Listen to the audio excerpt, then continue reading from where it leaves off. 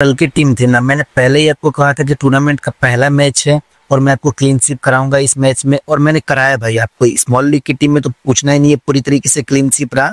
और जीएल की टीम में भी काफी अच्छी खासी रैंक लेके मैं आ गया। अगर देख लो भाई, आपको जानना है कि मैं कल मैंने किस प्रकार की टीम दी थी, टेलीग्राम चैनल ज्वाइन करना, वहां पे टीम देखना और जाना स्कोर कार्ड खोलना, वहां पे भी देख लेना मैंने कौन कौन से प्लेयर चुने थे और कौन कौन से प्लेयर ने परफॉर्म किया था। तो भाई ये जो चैनल है ना भाई, आपको लॉस कवर कराने का काम करता है। जिस भी भाई का लॉस हो चुका है उसको मैं यहाँ पे कवर कराता हूँ। तो भाई आपका काम क्या है ना, आपका काम कुछ नहीं है, पूरी तरीके से वीडियो को देखना और प्लेयर्स बारे में समझना और पहले कोशिश करना अपनी टीम खुद से बनाने की। अगर अपनी टीम नहीं बना पा रहे हो, आपको चाहिए कि बनी बनाई टीम मिल जाए, तो फाइनल टीम मेरे टेलीग्राम के चैनल पे मिलती है, जिस टेलीग्राम चैनल का लिंक मैंने डिस्क्रिप्शन बॉक्स में दिया हुआ है। तो लिंक पे जस्ट टैप करना है और उससे टेलीग्राम चैनल से ज्वाइन हो जाना है। उसके अलावा भाई मैं आपके लिए इतनी मेहनत कर रहा हूँ, तो आपने करना कुछ नहीं भाई, सिर्फ एक टैप करना है, एक लाइक करके जाना है और एक चैनल को भी सब्सक्राइब कर देना है। आपको लाइक और सब्सक्राइब करने में कुछ नहीं जाता, बस भाई टैप करना है एक बार। उसके अलावा भाई अगर मैच की आपको स्टैट्स की पीडीएफ चाहिए तो आप बताना, मैं आपको टेलीग्राम चैनल पे प्रोवाइड कर दूंगा। कमेंट बॉक्स में बस आपको बता देना है कि मुझे मैच की पीडीएफ चाहिए। तो चलो भाई ज्यादा बातें ना करते हुए मैच के ऊपर आते हैं सीधा। देखो ये मैच नंबर 6 है इस टूर्नामेंट का। मैच होने वाला है जाग्रेब वॉरियर्स और यहाँ पे जाग्रेब स्कोल के बीच में। अगर टाइमिंग की बात करें तो 12:15 पे ये मैच स्टार्ट होने वाला है। तो आपको 10 या 5 मिनट पहले मैं आपको टीम प्रोवाइड कर दूंगा। वेन्यू कौन सी होने वाली है, सेम वेन्यू रहने वाली है, ब्लाडोस्ट क्रिकेट ग्राउंड में ये मैच होने वाला है। 130 के आसपास का एवरेज स्कोर यहाँ पर बैटिंग का। अब देखो लास्ट के 5 मैचों में यहाँ पे टोटल यहाँ पे विकेट्स गिरे हैं 56, जिसमें से कि पेसर्स को यहाँ पे 45 विकेट्स मिले हैं और स्पिनर्स को 11 विकेट मिले हैं। इससे क्या पता चलता है भाई कि टॉप ऑर्डर के बल्लेबाजी इंपॉर्टेंट रहेंगे, क्योंकि बैटिंग विकेट है और टॉप ऑर्डर के बल्लेबाज है, उनको कैप्टन वाइस कैप्टन रोटेशन करते चलना है जीएल की टीम में, क्योंकि बैटिंग विकेट पर टॉप ऑर्डर के बल्लेबाजी चलते हैं। उसके अलावा ऑलराउंडर्स पर फोकस करना है और भाई डेथ वाले बॉलर्स हमने कभी भी नहीं छोड़ने अपनी टीम में, जो कि आगे चलकर मैं आपको बताने वाला हूँ। दोनों ही टीम्स के बीच अभी तक 6 मैच हुआ है, एक नो रिजल्ट रहा है। और भाई यहाँ पे जाग्रेब स्कोल ने यहाँ पे 5 मैच जीता हुआ है, वॉरियर्स ने 1 मैच में नहीं जीता हुआ है, और इस मैच में पलड़ा लगभग स्कोल का ही भारी है यहाँ पे। अब थोड़ा सा प्लेयर्स के बारे में देख लेते हैं, किस प्लेयर को लेना है, किसे ड्रॉप कर रहे हैं। सबसे पहले राशिद हाशमी आते हैं। अब देखो 1 डाउन आता है प्लेयर बैटिंग करने के लिए, राइट हैंड बल्लेबाज है और इसमें अभी तक 3 मैच खेला हुआ है। लास्ट मैच में 44 रन की पारी खेली थी और इस टूर्नामेंट का जो पहला मैच था उसमें 42 रन की पारी खेली थी। रेगुलर तरीके से परफॉर्म करने वाला बैट्समैन है। 54 मैचेस इसने खेला हुआ है, 856 रन इसने स्कोर किया हुआ है और 20 की अच्छी खासी एवरेज के साथ। जीएल की टीम में इस player captain vice captain try करना, स्मॉल लीग की टीम एज अ प्लेयर लेके चलना।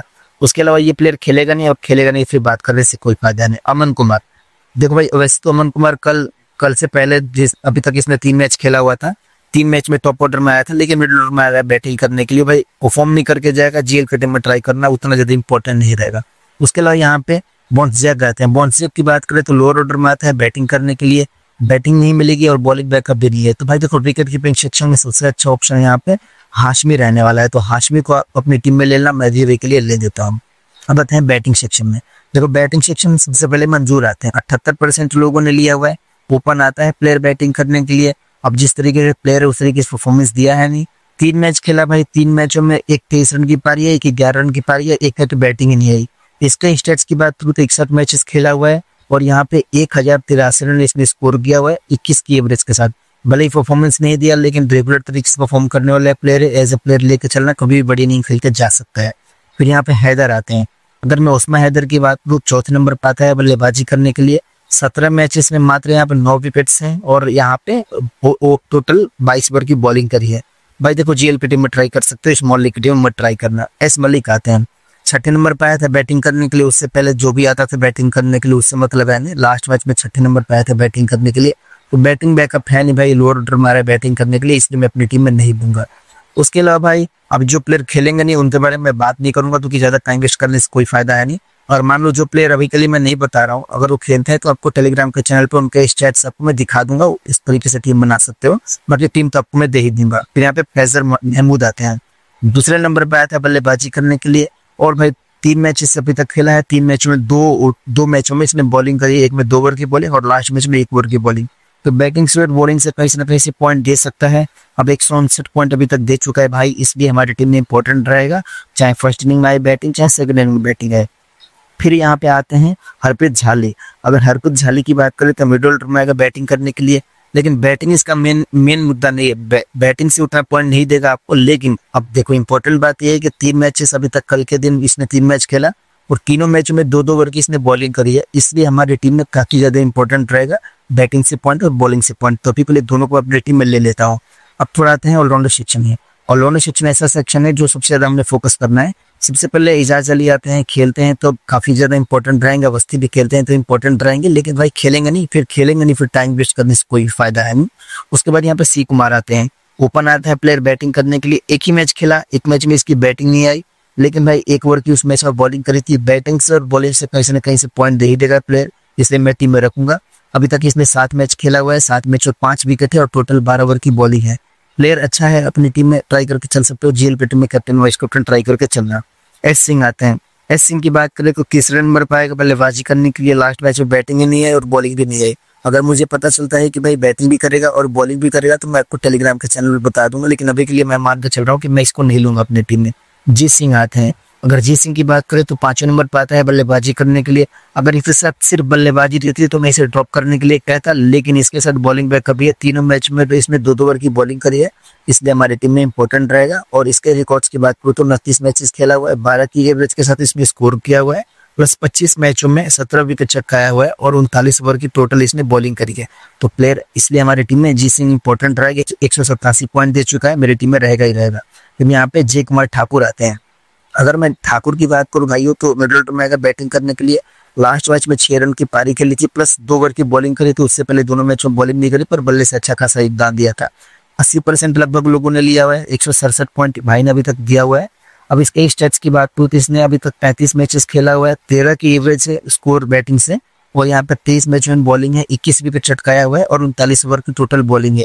आपको बैटिंग और बॉलिंग से दोनों तरीके से पॉइंट दे सकता है। इंपॉर्टेंट पिक हमारी टीम में रहेगा। यहाँ पे जय सिंह आते हैं। जय सिंह की बात करें तो मिडिल ऑर्डर में बैटिंग करने के लिए 4 मैच खेला हुआ है, मात्र यहाँ पे 13 की एवरेज है, टोटल 55 रन इसने बनाए हुए। उतना अच्छा इंपॉर्टेंट नहीं रहेगा, मैं इसे टीम में नहीं लेके चलूंगा। फिर यहाँ पे एस हुसैन आते हैं। अब लास्ट मैच मैंने इसे कैप्टन और वाइस कैप्टन बनाया था, क्योंकि भाई देखो टॉप ऑर्डर में आता है प्लेयर बैटिंग करने के लिए, बॉलिंग ही करता है, इसलिए मैंने कैप्टन बनाया था। अब देखो ओपन आता है प्लेयर बैटिंग करने के लिए, 155 पॉइंट अभी तक दिया हुआ है, लगभग सबके टीम में होगा। जो 3 मैचेस खेले हैं, तीनों में भाई ने 2-2 ओवर की बॉलिंग करी है। फर्स्ट मैच में 19 रन की पारी प्लस 1 विकेट, और यहाँ पे 2 ओवर की बॉलिंग, जो कि हमारा कैप्टन था, जिसकी वजह से हमने अच्छा खासा प्रॉफिट कमाया है। इसके स्टेट्स की बात करूँ तो 19 मैचेस इसने खेला हुआ है, 346 रन इसने स्कोर किया हुआ है, 28 की एवरेज है भाई, ध्यान देना काफी अच्छी खासी एवरेज है। और 22 मैचेस में इसने बॉलिंग करी है, 10 विकेट चटकाया है। तो बात वो दूसरी है कि कितने मैचेस में इसने बॉलिंग करी है।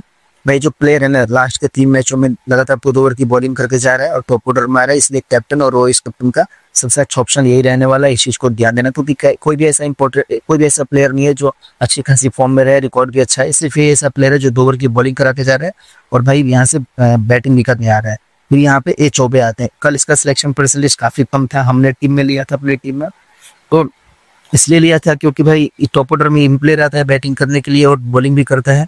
मिड ऑर्डर में प्लेयर आता है बैटिंग करने के लिए, और इसने 2 ओवर की बॉलिंग भी कल सारे मैच में की है, और लास्ट मैच में इसने 22 रन की पारी खेली थी और यहाँ पे 2 ओवर की बॉलिंग करी थी, भले विकेटलेस गया था। इसका स्टेट्स की बात करें तो इसने 49 मैचेस खेला हुआ है, 49 मैचों में 299 रन इसने स्कोर किया हुआ है और 13 की एवरेज है, प्लस इसने 45 मैचों में बॉलिंग करी है, 31 विकेट चटकाया है और टोटल 80 ओवर की बॉलिंग करी है। तो भाई ये भी प्लेयर कैप्टन वाइस कैप्टन का अच्छा ऑप्शन रहेगा, इस प्लेयर को भी अपने टीम में लेकर चलूंगा। अब थोड़ा सा बॉलिंग सेक्शन में आते हैं। अगर यहाँ पे पराकलाम खेलते हैं तो रख लेना अपनी टीम में, लेकिन भाई मुझे नहीं लगता खेलेंगे।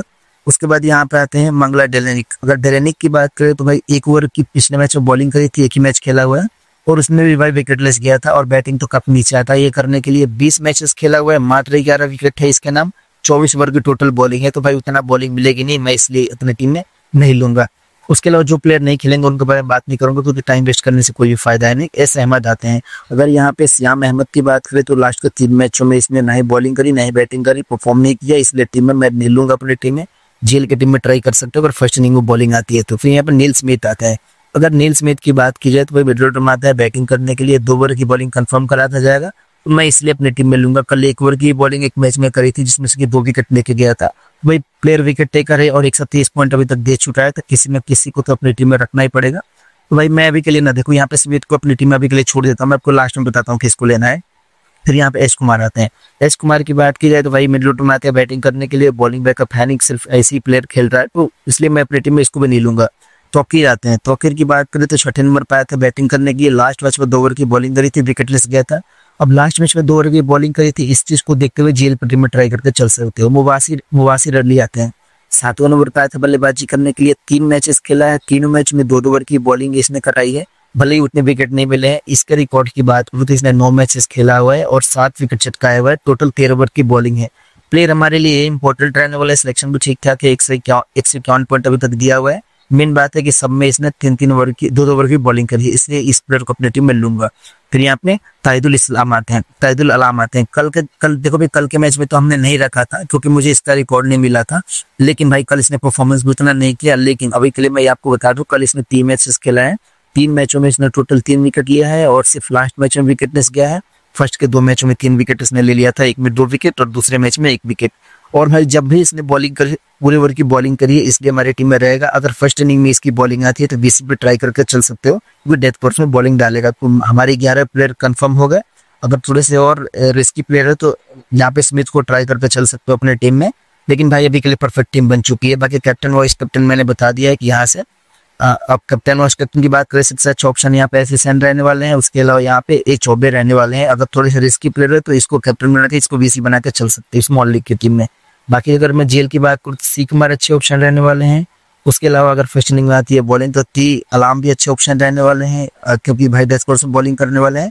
और यहाँ पे हाशमी भी अच्छे ऑप्शन रहने वाले हैं, झाली भी अच्छे ऑप्शन रहने वाले हैं। जीएलपी में कैप्टन वाइस कैप्टन की बात करूँ, लेकिन स्मॉल लीग की टीम में 2 ही अच्छे ऑप्शन है यहाँ पे, एक चौबे और एस हुसैन। भाई उम्मीद है कि आपको सब कुछ समझ में आ गया होगा। तो वीडियो देखने के लिए, अपना कीमती समय देने के लिए सबका बहुत बहुत धन्यवाद।